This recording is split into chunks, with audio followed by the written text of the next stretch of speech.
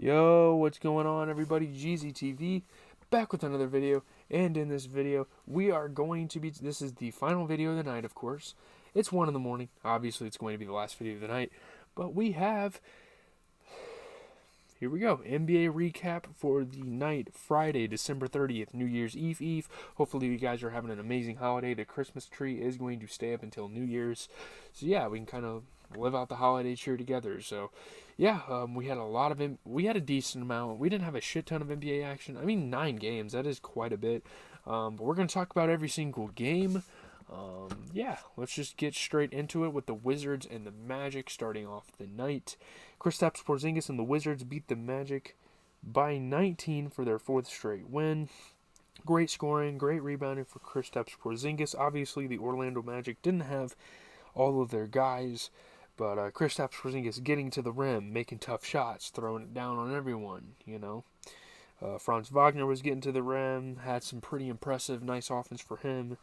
Kevin Harris got some tough shots to fall.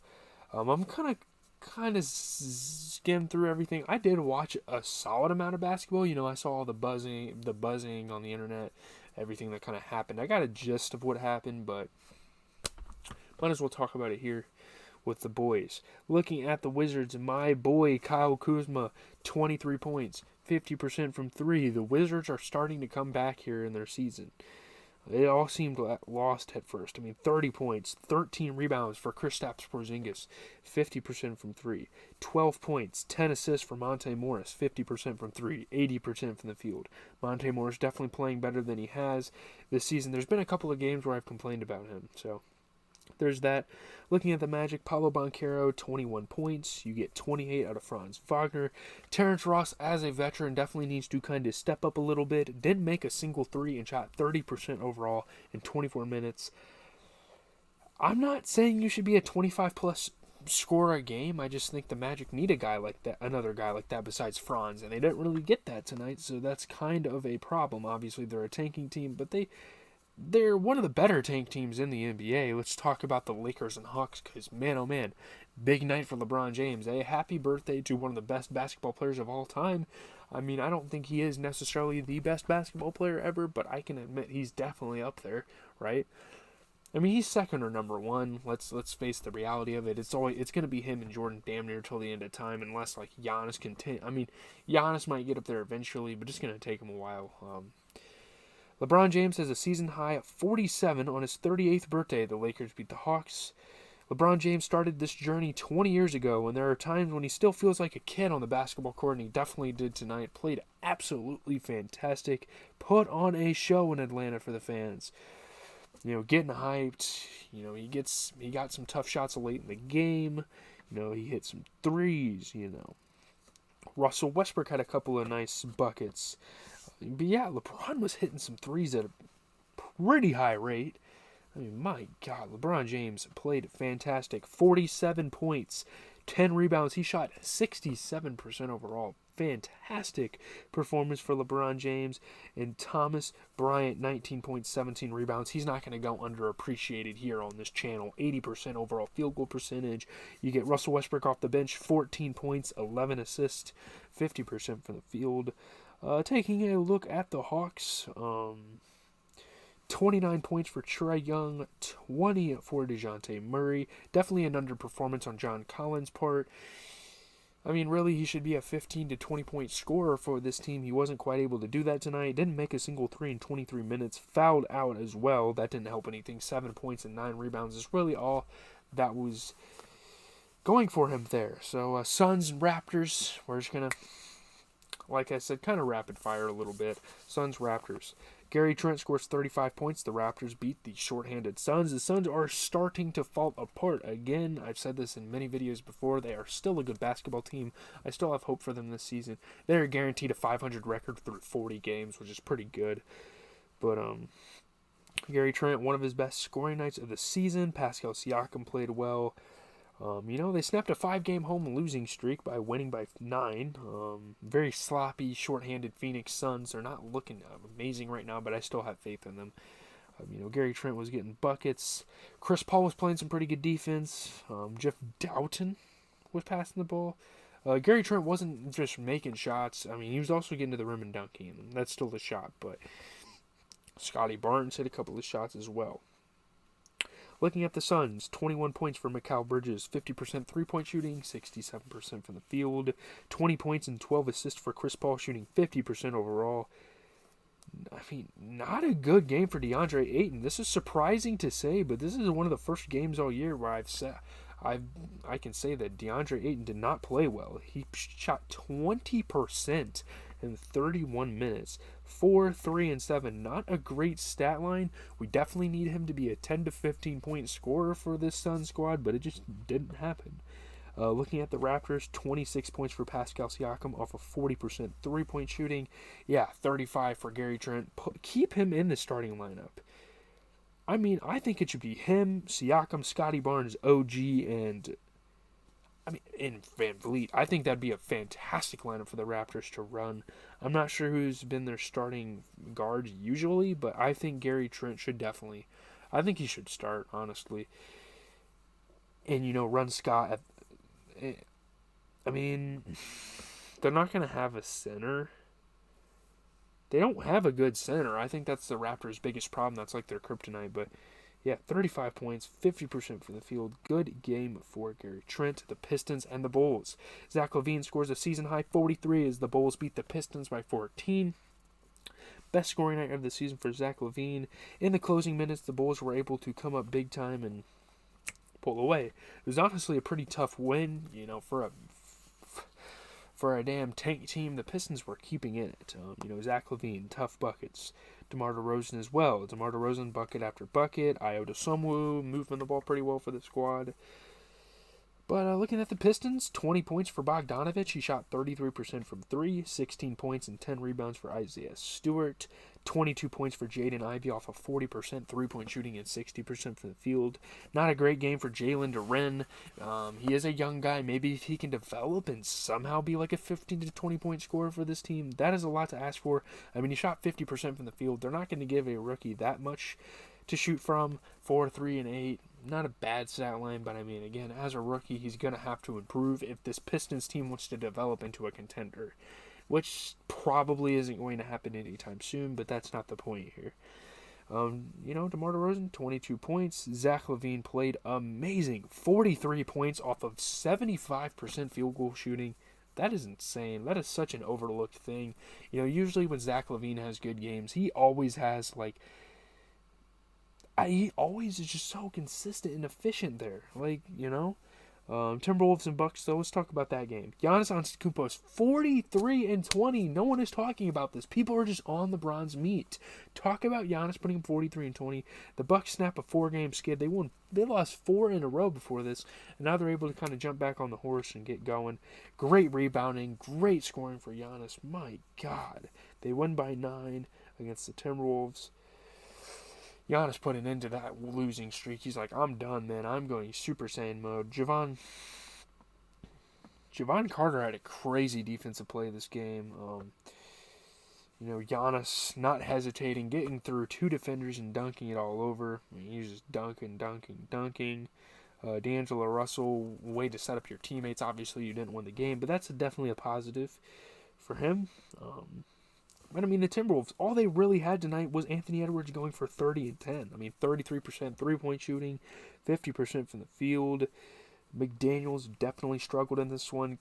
He needs to kind of try to get to that 10 to 15-point range. 40% from the field isn't really going to cut it. 4, 1, and 2. You got into foul trouble. Nothing you can really do about that, I suppose. But looking at the Bucks, my God. 43 points and 20 rebounds for Giannis. Didn't miss a single three-point shot. 22 points and 14 rebounds for Bobby Portis off the bench, shooting 60% from 3. And Joe Ingles even having a good game. 14 points, 10 assists. That's nice. Those are pieces that when it comes down to it in the playoffs, you're going to need guys to have performances like that every now and then. And they were able to, so that's awesome. 76ers and Pelicans, my God. 3J McCollum. CJ McCollum makes 11 threes. He scores 42. The Pelicans beat the 76ers by 11. Great scoring for CJ McCollum. The best three-point shooting performance of his career and also the best three-point shooting performance in Pelicans history. Absolutely ridiculous. Zion Williamson went crazy as well. What a performance here. I mean, the Pelicans are looking damn good. Oh my God. I mean, three after three. It's just boom, boom, boom, boom, boom, just smacking threes. He also got some He got some tough shots to fall. Zion was passing the ball. Obviously, Jose Alvarado, we know him. Grand Theft Alvarado, kind of racist in my opinion, but the known sneaky steal move he does.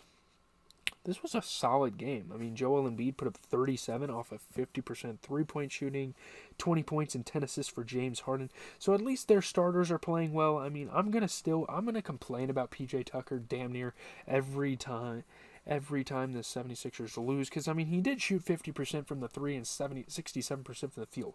So when he's getting his chances, when he's getting to his spots, he can make shots, but he just doesn't output enough offense. I mean, at this point, he might as well have went for 15 to 20 this game, because I mean, he almost fouled out too. And when you have that small of an output and you're damn near fouling out, that's not a good thing. I don't know. He just needs to score a little better for the team. I understand. I mean, the Pelicans played great. I mean, Zion 36, CJ McCollum 42 off of 65% field goal shooting. Absolutely unreal. Shout out to the Pelicans. Heat and Nuggets. Jamal Murray and Nikola Jokic helped the Nuggets rally for a 5-point win over the Heat.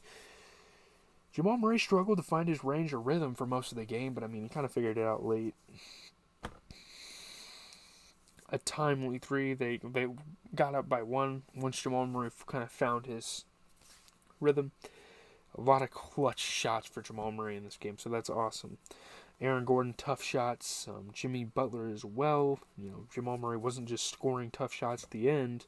He was also passing the ball, so that's pretty good. But you look at the Heat here, 22 points for Bam Adebayo, 26 points and 10 rebounds for Tyler Hero off of 50% field goal percentage. Not a great game for Kyle Lowry. I'm actually kind of disappointed. I mean, he shot 25% from 3, 20% overall. Not great.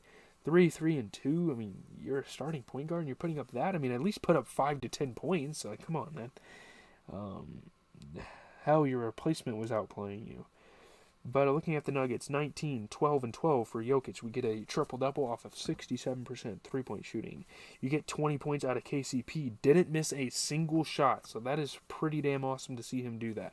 Very nice team effort. No one really had to go super insane, so that's always good to see. Trailblazers, Warriors. Jordan Poole scores 41, Klay Thompson 31. The Warriors beat the Blazers by 6. I mean, dude, the Warriors are playing great without Steph Curry. I was doubting them at first, but this is a good basketball team right now. They're playing some great basketball, honestly. The Golden State Warriors have been working to find their defensive groove, and Draymond Green leads the charge. Tonight, Green and the supporting cast got it done in crunch time, so that's great. They came up clutch defensively, offensively. Jordan Poole hit some shots. On the other side, Josh Hart had a couple tough shots. Draymond Green, though, passed the ball around. I mean, it seems like Jordan Poole can be a 3-level scorer. He's getting everywhere. He's bouncing all around the court. So, pretty dope stuff there. But looking at the Trailblazers, I mean, Damian Lillard still ended with 30 points off of 33% three-point shooting. 12 points, 11 rebounds for Josh Hart off of 50% three-point shooting. 22 points for Anthony Simons. And, I mean, what the hell is going on here? Eubanks, not a great performance. I mean, obviously, there's other guys that could have played better on this team, but when you're playing the Warriors right now, you need a guy like Eubanks to go for 10 to 15. I mean, 67% from the field is great and all. He damn near fouled out. He had some foul trouble, so that is kind of a problem. 8, 2, and 7 for him. They need to rely on guys like that to beat good basketball teams. I mean, that's a pretty normal thing to have good games out of your lower guys in the rotation, or in the scoring options. But, I mean, the Warriors still played a great game. 10 points, 11 rebounds for Draymond Green off of 50% three-point shooting. Klay Thompson put up 31. He shot 50% from the field. Jordan Poole put up 41. He shot 50% from 3, so just super efficient stuff here. The Warriors have a solid big 3. I mean, even without Steph Curry, they're able to get shit done. Let's just move on to the final game, Jazz and Kings. I'm kind of ready to go to bed here. I'm not rushing content. I like making content, but you know. Kevin Huerter hits a late three-pointer. The Kings beat the Jazz by 1 with 9.2 seconds left. Huerter, big three-pointer. And in the final seconds, Lauri Markkanen missed a jumper. So, God, wide open. Why are we leaving Kevin Huerter wide open? What are you guys doing? De'Aaron Fox had a nasty dunk. Malik Monk was passing the ball. Lauri Markkanen, though, oh my God, Sabonis got destroyed. Malik Beasley was playing some pretty good at-the-rim defense. Huerter, it's too good to be true. A white man dunking like that? Nope, not happening. Rarely ever happens. But looking at the Jazz, this was a good game as well. I mean, 36 points for Lauri Markkanen. He fucking played incredible. 67% from the field. You get 25 points from Jordan Clarkson. He also shot 67% from the field. Kelly Olynyk, I mean, usually this season he's been playing a little better, but I mean, put up more than 5 points in a game. I mean, he shot 50% overall. He damn near fouled out through 29 minutes, 5-1-3. I mean, you need a little bit more out of a guy like Kelly Olynyk. He's a pretty big part of the squad. He's had some good performances this year, but looking at the Kings, because they played great. 28 points, 11 rebounds for Domantas Sabonis. Didn't miss a single shot. 12 shot attempts. All of them went in. I mean, guys, come on. This is stuff no one's talking about. 24 points. 10 assists for De'Aaron Fox. I mean, my God, Kevin Huerter having one of the best games of his career damn near. 30 points. 60% from 3. 67% from the field. The Kings have elevated to such a high level. I mean, both of these teams are at least decent. But, geez, the Kings have really separated themselves from a decent amount of Western Conference teams. Like, I really think they could possibly win a series in the playoffs. Don't be surprised if they upset a team in the playoffs. Like, they got what it takes, but I'm out, guys. Have a good rest of your night. Tomorrow, try to get as much content out